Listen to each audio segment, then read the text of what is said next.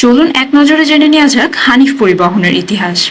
হানিফ এন্টারপ্রাইজের প্রতিষ্ঠাতা জয়নাল আবেদীন সাহেব। এক সময়ের একটি মাত্র ট্রাক থেকে আজ হানিফ বহরে যুক্ত হয়েছে প্রায় 1500 বাস। দেশের বিভিন্ন জেলার সাথে সেতু বন্ধন তৈরি করে চলছে হানিফ পরিবহন।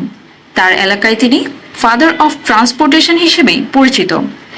তিনি একজন সফল ব্যবসায়ী হওয়ার পরেও নিজেকে সবসময় গুটিয়ে রাখতে পছন্দ করতেন।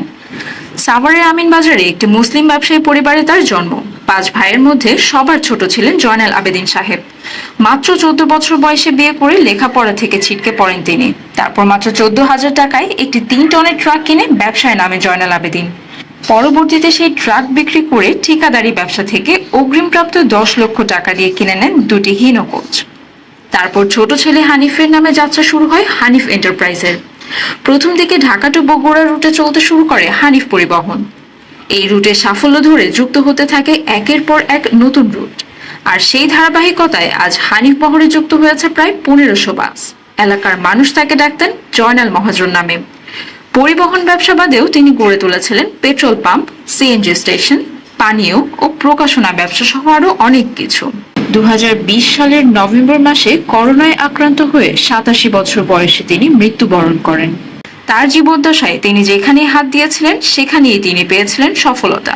বড় ছেলে কফিল উদ্দিনের নেতৃত্বে আজ সারা দেশ দাপিয়ে বেড়াচ্ছে হানিফ এন্টারপ্রাইজের লাক্সারি এসি ও নন এসি বাসগুলো। বড় ছেলে কফিল উদ্দিন হানিফের নামে লাক্সারি সব বাস দিয়ে যুক্ত আছেন পরিবহন ব্যবসার সাথে। বর্তমানে হানিফ এন্টারপ্রাইজ, হানিফ ও হানিফ কেটিসি নামে এই 3টি কোম্পানির বাস হানিফের বহরে এক হয়ে সারা দেশে চলাচল করছে।